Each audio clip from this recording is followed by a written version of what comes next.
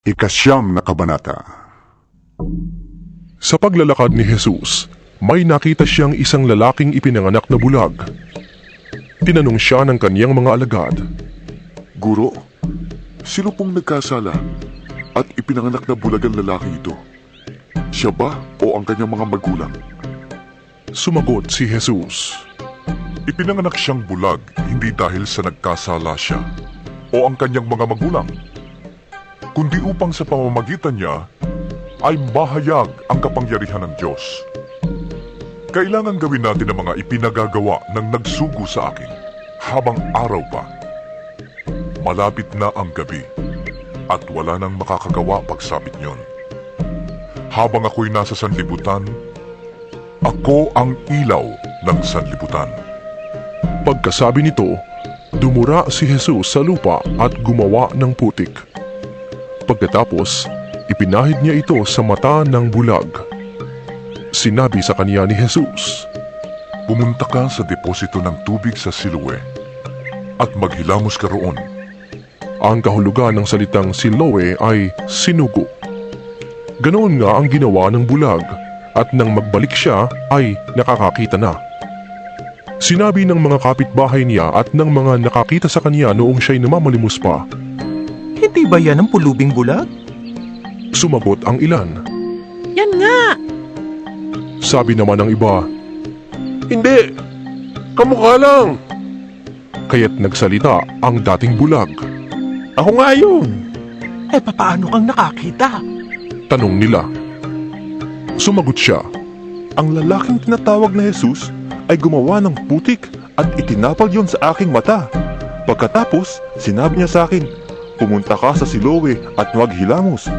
Pumunta nga ako doon at naghilamos at nakakita na ako. Nasaan siya? tanong nila sa kanya.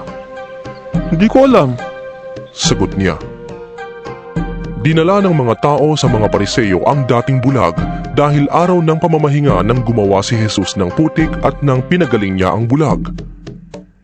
Tinanong din siya ng mga Pariseo kung paano siya nakakita. Kaya't sinabi niya sa kanila, Pinahira niya ng putik ang aking mga mata, ako'y pinaghilamos at ngayon nakakakita na ako. Ang sabi ng ilang Pariseo, Hindi maaaring mula sa Diyos ang taong yon, sapagkat hindi niya ipinapangili ng araw ng pamamahinga. ngunit sinabi naman ng iba, Paanong makakagawa ng ganitong mga himala ang isang makasalanan? at hindi sila magkaisa ng palagay. Kaya't tinanong nila uli ang dating bulag. At ikaw, ano naman ang masasabi mo tungkol sa kanya? Yamang pinagaling niya ang iyong mga mata. Isa siyang propeta. Sagot niya. Ayaw maniwala ng mga Hudyo na siya'y talagang dating bulag kaya't ipinatawag nila ang kaniyang mga magulang. Anak nga ba niyo ito?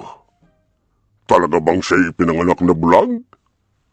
Bakit nakakakita na siya ngayon? Tanong nila. Sumagot ang kaniyang mga magulang. Anak nga namin siya at siya'y pinanganak ng bulag. Ngunit hindi po namin alam kung bakit nakakakita na siya ngayon o kung sino ang nagpagaling sa kanya.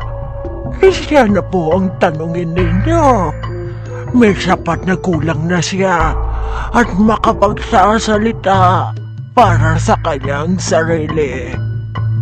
Ganoon ang sabi ng kaniyang mga magulang dahil sa takot nila sa mga Hudyo. Alam nilang pinagkaisahan ng mga Hudyo na itiwalag sa sinagoga ang sinumang magpahayag na si Jesus ang Mesyas. Ito ang dahilan kung bakit sinabi ng kaniyang mga magulang, Siya'y nasa tamang gulang na. Siyang tanungin ninyo. Muli nilang ipinatawag ang dating bulag at sinabi sa kanya, Sa ngalan ng Diyos, magsabi ka ng totoo. Alam namin siya'y makasalanan. Hindi ko po alam kung siya'y masamang tao o hindi. Tugon niya. Isang bagay po ang alam ko. Ako'y dating bulag, subalit ngayon nakakakita na. Anong ginawa niya sa iyo? Paano niyang pinagaling ang iyong mga mata? Tanong nila. Sumagot siya. Sinabi ko na po sa inyo at ayaw ninyo akong pakinggan. Bakit ibig ninyong marinig uli? Ibig ba ninyong maging alagad din niya? At siya'y kanilang minura. Ikaw ang alagad niya. Sabi nila, Ngunit kami mga alagad ni Moises. Nalalaman namin nagsalita ang Diyos kay Moises. Ngunit ang taong yon, na hindi namin alam kung saan siya nanggaling. sumagot ang lalaki. Yan nga po ang nakakapagtaka. Hindi ninyo alam kung saan siya nanggaling, gayon pa man, pinagaling niya ang aking mga mata. Alam nating hindi pinapakinggan ng Diyos ang mga makasalanan, ngunit pinapakinggan niya ang mga tunay na sumasamba sa Kanya at sumusunod sa Kanyang kalooban. Noon pa man ay walang nakakapagpagaling ng mata ng taong ipinanganak na bulag. Wala pong magagawa ang taong yun kung siya'y hindi mula sa Diyos. Sumagot sila. Ipinanganak ang makasalanan at ibig mo pa kaming turuan? At siya'y kanilang itiniwalag. Nabalitaan ni Jesus na ang lalaking pinagaling niya ay itiniwalag ng mga Pariseo. Kaya't nang matagpuan niya ito ay kaniyang tinanong. Sumasampalataya ka ba sa anak ng tao? Sumagot ang lalaki. Sino po ba siya, Ginoo? Sabihin niyo sa akin upang ako'y manalig sa Kanya. Siya'y nakita mo na. Siya ang kausap mo ngayon. Wika ni Jesus. Sumasampalataya po ako, Panginoon. Sabi ng lalaki. At sinamba niya si Jesus.